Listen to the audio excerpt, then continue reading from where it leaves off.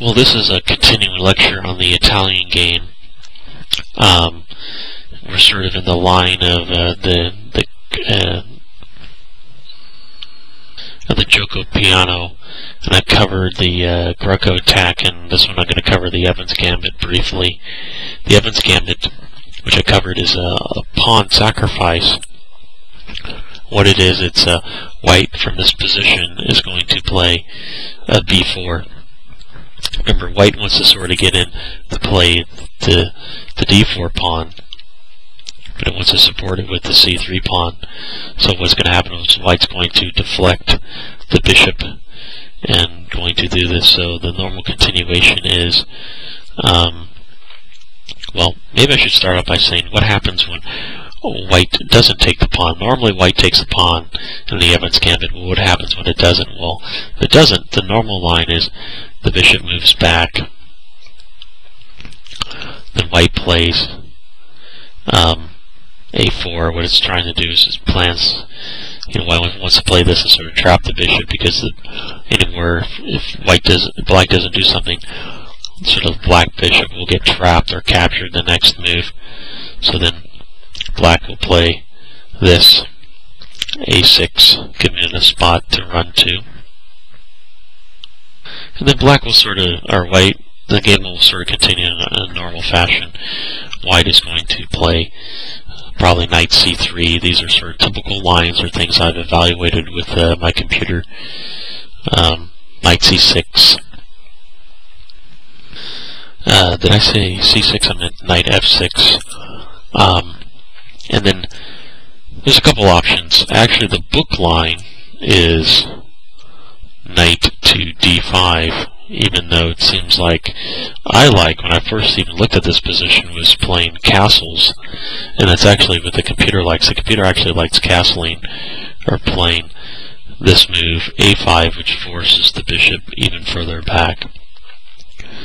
So that's the normal continuation from sort of, I think they call that the Evans Gambit declined. But what happens but the normal line is that black will take this initial pawn sacrifice. So if we back up to this position, here's the Evans Gambit. The normal line is black's going to take this pawn. Okay, and then the normal continuation is c3, bishop a5, d4, and then black takes this pawn. Then we have two sort of continuations. The most popular is where white castles. Okay, and the other one, which is less occurs with a lot less frequency, is queen to b3. First, let's see what happens when white castles. And I always got to say, when we look at these lines, you have to look at the end result. So we're going to notice in the first case where white castles, white ends up having a much better game at the very end, and that's what you're after when you're playing white, right? So, and then as you're playing black, you're saying, well, hopefully white doesn't make that move, because I'll probably end up being worse. But let's go back to where white castles and look at the normal continuation, okay? So after white castles, black's going to take this pawn, and then black's going to take the pawn. White's going to play this queen to here, because now we're threatening to take this pawn. If you don't know, black is actually up 3 pawns right now. So white is giving up a lot of pawns for what he wants to accomplish his plans, and now basically he's wanting to threaten to take a pawn back and to give check. So black now played queen f6, basically protecting this pawn. Okay. Then white's going to play this, basically attacking the queen. And now if you think about it, the queen's going to have to go somewhere. It can't go here, it's going to get captured. Can't go here, it's going to get captured. But it still has to protect this pawn. So it's the only really move it has is to play queen to here. and then white is going to take this pawn here. This is where I'm going to stop my analysis. Technically, white is down 2 pawns, but let's looking at the opening themes or the principles of controlling the center. It looks like white is controlling the center. So white has control, better central control. King safety, white is castled and completely safe. Black is still in the center, uncastled. Development. All of white's pieces are basically developed. The rooks can now come over to assist in the attack. Hopefully place them on the center files where they can more easily attack the king. Okay.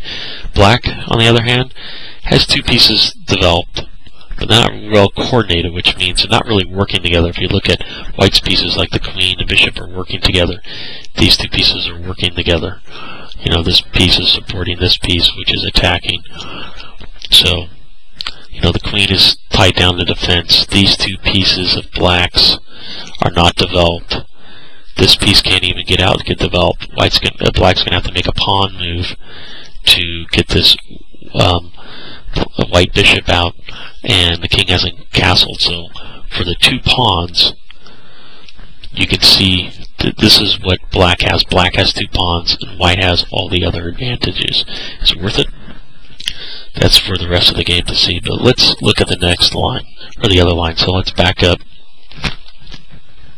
So instead of the king castling, the other one was queen to b3.